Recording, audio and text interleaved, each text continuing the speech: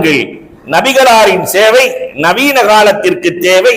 அதில் முதலாவதாக ஆன்மீக உணர்வை வளர்த்தல். ஆன்மீகம் இருந்தால் எல்லாம் சரியாகிவிடும். இதை பேசுவதற்காக வருகிறார் பெரியம்மா பாளையத்தினுடைய, நான் இருக்கிறது சின்னம்மா பாளையம் சேலத்தில், அதனால பெரியம்மா பாளையத்தினுடைய தகுதிமிக்க இமாம் மௌல்வி எஸ் அப்துல் சமத் இர்ஷாதி, வாருங்கள், ஆன்மீகத்தை கொஞ்சம் இந்த உம்மத்திற்கு வளர்த்து தாருங்கள்.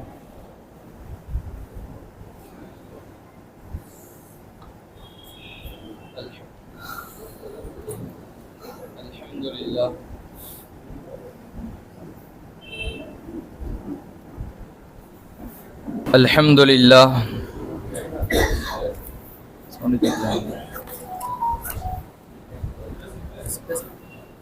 அல்ஹம்துலில்லாஹ்.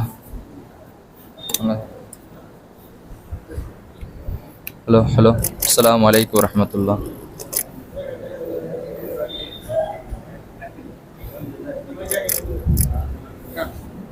ஆன்மீகம் கரண்ட்டுக்கே பிடிக்கல, அப்ப கரண்ட் தலைப்பு இல்லைன்னு கரண்டே சொல்லுது.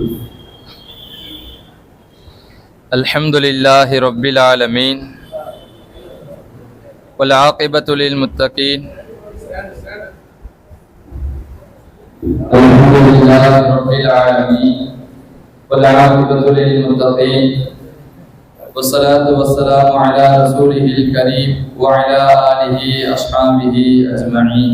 أما بعد، فقد قال الله تعالى في القرآن العظيم وفي الفرقان المجيد: أعوذ بالله من الشيطان الرجيم، بسم الله الرحمن الرحيم.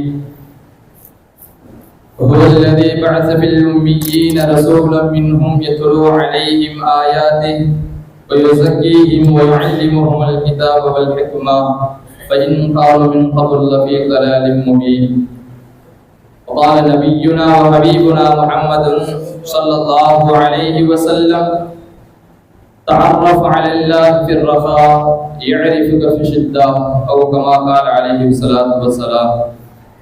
அளவற்ற அருளாலும் நிகரற்ற அன்புடையனுமாகிய ஏகவகோனாகிய அல்லாஹ்வுக்கு எல்லா புகழும் உரித்தாகட்டுமாக.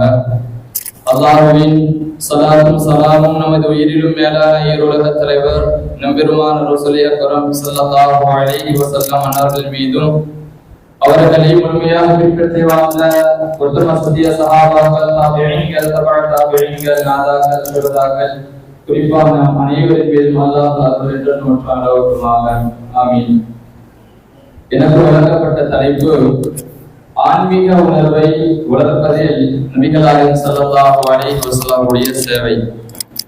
சங்கைக்குரிய அல்லாஹ்வின் நல்லடியார்களே, இன்றைக்கு நாமெல்லாம் ஆன்மீகம் என்பதாக எதை நினைத்துக் கொண்டிருக்கின்றோம்? வெறும் முஸல்லாக்கள் நின்றால், அல்லது பள்ளிவாசல்களில் இருந்தால், அல்லது நம்முடைய கைகளில் குர்ஆன் தவழக்கூடியதாக இருந்தால், இதை மாத்திரம் மட்டுமே ஆன்மீகம் என்பதாக நாம் எல்லாம் நினைத்துக் கொண்டிருக்கின்றோம். ஆனால் பெருமானார் ஸல்லல்லாஹு அலைஹி வஸல்லம் அவர்கள் கற்றுத்தந்த ஆன்மீகம் எது என்று தெரியுமா? நாயகம் ஸல்லல்லாஹு அலைஹி வஸல்லம் அவர்கள் ஆன்மீகத்தை பள்ளியில் கற்றுத் தந்திருக்கின்றார்கள், வீட்டில் கற்றுத் தந்திருக்கின்றார்கள், கடைவீதியில் கற்றுத் தந்திருக்கின்றார்கள், மனைவி மக்களோடு நடந்து கொள்ளக்கூடிய விஷயத்தில் ஆன்மீகத்தை கற்றுத் தந்திருக்கின்றார்கள், அண்டை வீட்டாரில் நாம் நடந்து கொள்ளக்கூடிய விஷயத்தில் கற்றுத் தந்திருக்கின்றார்கள். இப்படி எந்த நிலைகளை எடுத்து பார்த்தாலும் பெருமானார் ஸல்லல்லாஹு அலைஹி வஸல்லம் அவர்கள் ஆன்மீகத்தை நமக்கெல்லாம் போதித்திருக்கின்றார்கள். நாம் விளங்கிக் கொண்டிருக்கின்றோம், பள்ளியில் மாத்திரம் மட்டும் இருந்தால் அதுதான் ஆன்மீகம், நம்முடைய கைகளில் தஸ்பீஹ் இருந்தால் அது மாத்திரம் மட்டும்தான் ஆன்மீகம் என்பதாக நினைத்துக் கொண்டிருக்கின்றோம். எல்லா நிலைகளிலும் நாம் அல்லாஹ்வை விளங்க வேண்டும், அல்லாஹ்வோடு தொடர்பு இருக்க வேண்டும். அதுதான் பெருமானார் ஸல்லல்லாஹு அலைஹி வஸல்லம் அவர்கள் கற்றுத்தந்த ஆன்மீகம். நாயகம் ஸல்லல்லாஹு அலைஹி வஸல்லம் அவங்க எப்படி இருந்தாங்க என்பதாக ஆயிஷா அம்மா சொல்லுவாங்க, வகான யذ்குருல்லாஹ் அலா குல்லி அஹ்யான். நாயகம் ஸல்லல்லாஹு அலைஹி வஸல்லம் அவர்கள் எல்லா நேரத்திலும் அல்லாஹ்வை நினைவு கூறக்கூடியவர்களாக இருந்தார்கள் என்பதாக ஆயிஷா அம்மா அவர்கள் சொல்லி காட்டுகின்றார்கள். இன்னைக்கு ஆன்மீகம் அப்படின்னு சொன்னா இரண்டு விஷயத்தில் நாம் முடித்துக் கொள்ளலாம். ஒன்று தஸ்கியத்துன் நஃப்ஸ், நம்முடைய அகத்தை பரிசுத்தப்படுத்துவது. இரண்டாவது அல்லாஹோடு தொடர்பில் இருப்பது. இந்த ரெண்டு ஆன்மீகத்தை நாம் எடுத்து பார்த்தோம் என்று சொன்னால், எல்லா நிலைகளிலும் நாம் அல்லாஹோடு இருக்கின்ற பொழுது அல்லாஹ்வுடைய உதவியை பெற்று தரக்கூடியதாக இருந்து கொண்டிருக்கின்றது. அதுல புகாரிலே பதிவு செய்யப்பட்ட ஹதீஸ், ஹன்லலா ரலியல்லாஹு அன்ஹா அவங்க தெருக்களில் வருகின்ற பொழுது சொல்வார்கள், ஹன்லலா முனாஃபிக்காகி விட்டார் என்பதாக பெருமானார் ஸல்லல்லாஹு அலைஹி வஸல்லம் அவர்களின் தோழர் ஹன்லலா ரலியல்லாஹு அன்ஹா அவங்க சொல்லிக் கொண்டே வருவாங்க. அபூபக்கர் சித்திக் ரலியல்லாஹு கேட்பாங்க, ஹன்லலா நீ என்ன முனாஃபிகா ஆகிவிட்டாய்? ஹன்லலா ரலியல்லாஹு சொல்லுவாங்க, நான் அல்லாஹ் பெருமானார் ஸல்லல்லாஹு அலைஹி வஸல்லம் அவர்களுக்கு முன்னால் மண்டிட்டு இருக்கின்ற பொழுது அல்லாஹ்வுடைய சிந்தனையிலும் மறுமையினுடைய சிந்தனையிலும் கபருடைய சிந்தனையிலும் இருந்து கொண்டிருக்கின்றேன்.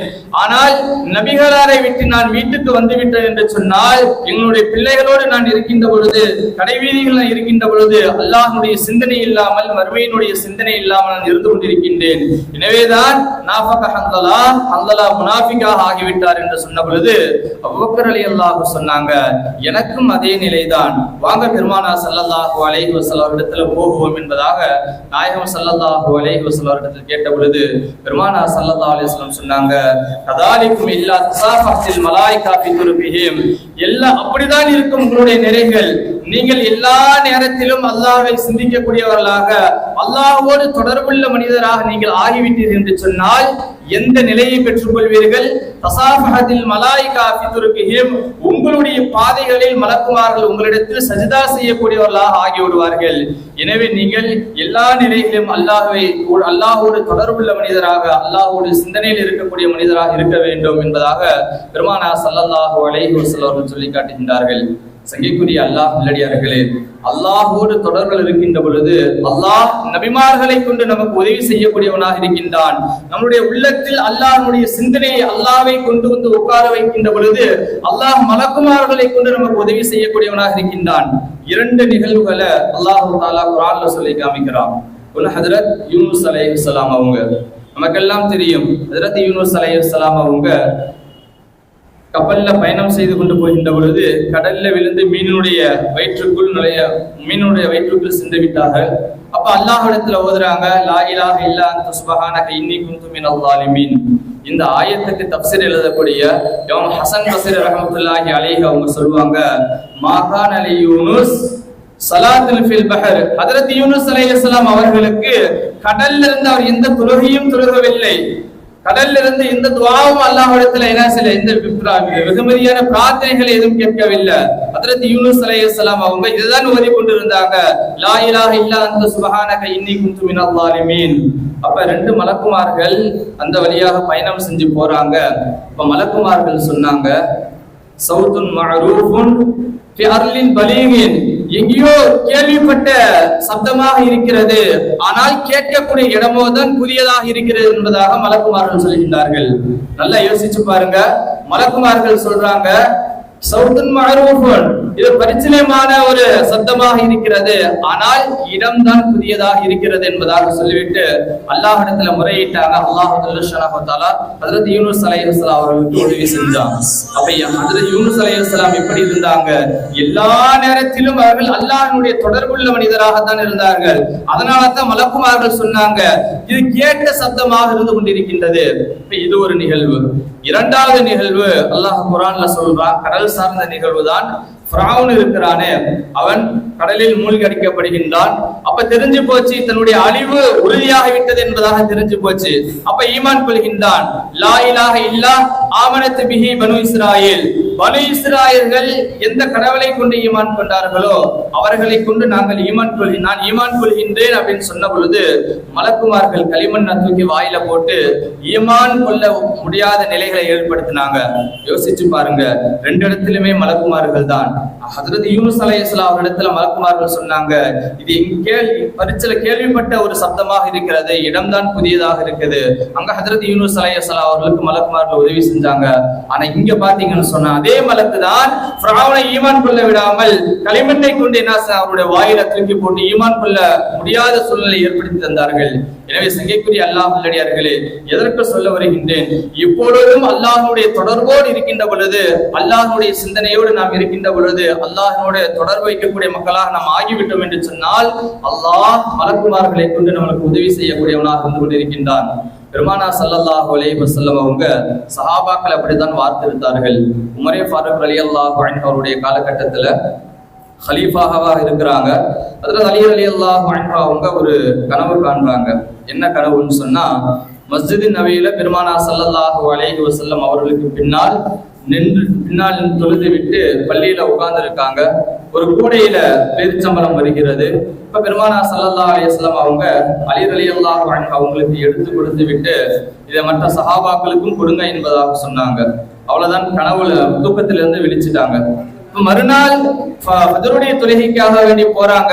ஹஜ்ரத் உமரே ஃபாரூக் ரலியல்லாஹு அன்ஹு அவங்களுக்கு பின்னால் நின்று தொழுததுக்கு பிறகு அது கனவில் பார்த்ததை போன்று பெருத்தம்பலம், அந்த பெருத்தம்பலம் கூடையில் வருகிறது. அப்ப உமர் ரலியல்லாஹு அன்ஹு அவங்க ஒன்னே ஒன்று மாத்திரம் மட்டும் எடுத்து அலி ரலியல்லாஹு அன்ஹு அவங்களுக்கு கொடுக்குறாங்க. இப்ப அலி ரலியல்லாஹு பாக்குறாங்க, இது கனவுல பார்த்ததை போல இருக்குது, சரி கனவு உண்மைதான என்பதாக இன்னொன்னு எடுத்துக்கொள்ளலாம், இன்னொன்னு கொடுங்கள் என்பதாக உமர் நாயகத்திடத்துல கேட்கலாம் என்பதாக கேட்கிறாங்க.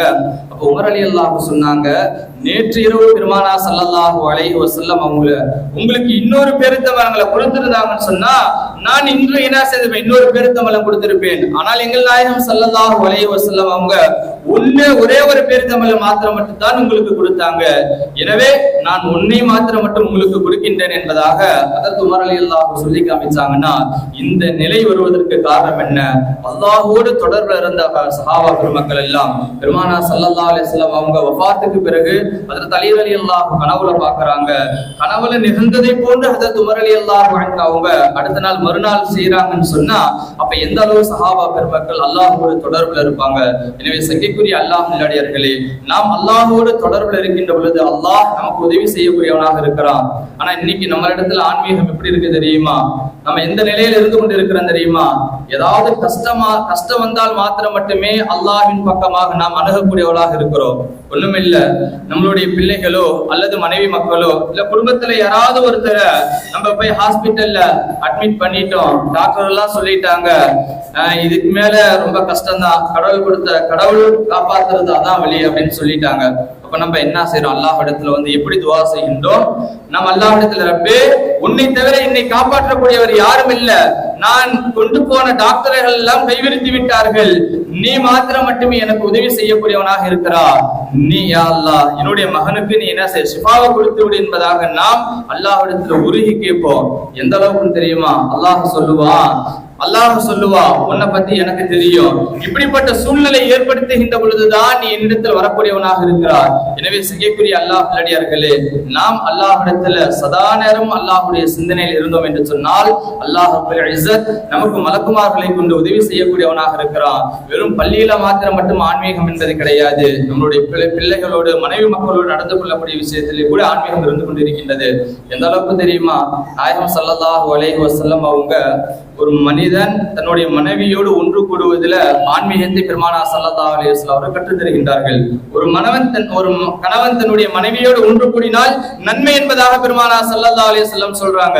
சஹாபாக்கள் கேட்டாங்க, யா ரசூலல்லாஹ், ஒரு கணவன் தன் மனைவியோடு ஒன்று சேர்வதில் அது என்ன நன்மை இருக்கிறது என்பதாக நபி கேட்டாங்க. ஒரு மனிதன் அவன் ஹலால் அல்லாத இடத்தில் அவன் ஒன்று கூடினால் அந்த செயல்களை செய்தால் தவறுதானே, அதற்கு பாவம் எழுதப்படும் அல்லவா? எனவே ஒரு தப்பான இடத்துல போயிட்டு நாம் பாவம் செய்தோம்னு சொன்னால், தப்பான இடத்துல நாம் உறவு கொள்கின்ற பொழுது பாவமாக ஆகின்ற பொழுது ஒரு ஹலாலாக்கப்பட்ட இடத்துல நாம் ஒன்று கூடினோம் என்று சொன்னால் அதில் நன்மை இருக்கிறது என்பதாக பெருமானா ஸல்லல்லாஹு அலைஹி வஸல்லம் அவர்கள் கணவன் மனைவி ஒன்று கூடக்கூடிய விஷயத்தில் கூட ஆன்மீகத்தை நாயகம் ஸல்லல்லாஹு அலைஹி வஸல்லம் கற்றுத் தருகின்றார்கள். எனவே செய்யக்கூடிய அல்லாஹ் நல்லடியார்களே, நாம் சதா நேரமும் அல்லாஹ்வுடைய சிந்தனையில் இருக்கின்ற பொழுது அல்லாஹ் ரப்பல் இஸ்ஸத் நமக்கு மலக்குமார்களை கொண்டு அல்லாஹ் உதவி செய்யக்கூடியவனாக இருக்கின்றான்.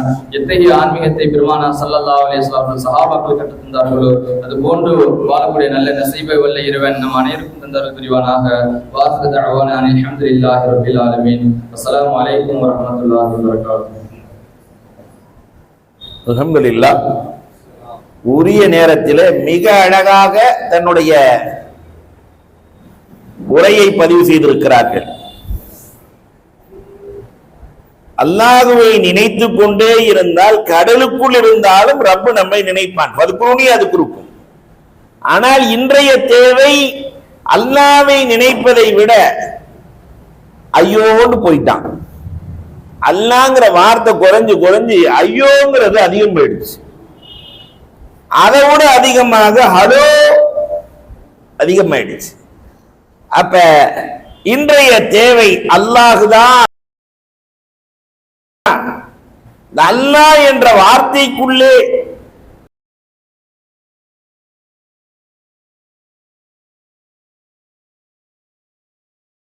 இனி சந்திக்கும் யாருக்காவது அல்லாங்கிற பேர் அல்லாஹ் வச்சிருக்கான? அல்லாங்கிற பேர் ஒரு ஆளு கூட கிடையாது. யாருக்காவது இருக்கா? அப்ப தன் பெயரை யாருக்கும் வைக்காமல் பாதுகாத்தவன் அல்லாஹ். காபத்துல்லான்னு பேர் இருக்கு. சாத்தாங்குளம் முத்தவள்ளிக்கு பேர் காபத்துல்லா. போயிருந்தப்ப அப்ப செயலாளர் ரசூலுல்லாவான்னு கேட்டேன். முத்தவள்ளி காபத்துல்லான்னா அப்ப அன்பிற்குரியவர்களே, அல்லாஹ் என்ற பெயர் இன்றைக்கு குறைந்து கொண்டே வருகிறது. அதனால் அல்லாஹ்வை கொண்டுதான் பெருமானார் அத்தனையும் சாதித்தார்கள் அப்படிங்கிறத ரொம்ப அழகாக இந்த ஆன்மீகம் எல்லா துறைகளிலும் சுப்ஹானல்லாஹ், அல்ஹம்துலில்லாஹ், லா ஹவ்ல வலா குவத்த இல்லா பில்லாஹ், லா இலாஹ இல்லல்லாஹ் வர வேண்டும் என்பதை சொல்லிவிட்டு அமர்ந்திருக்கிறார்கள்.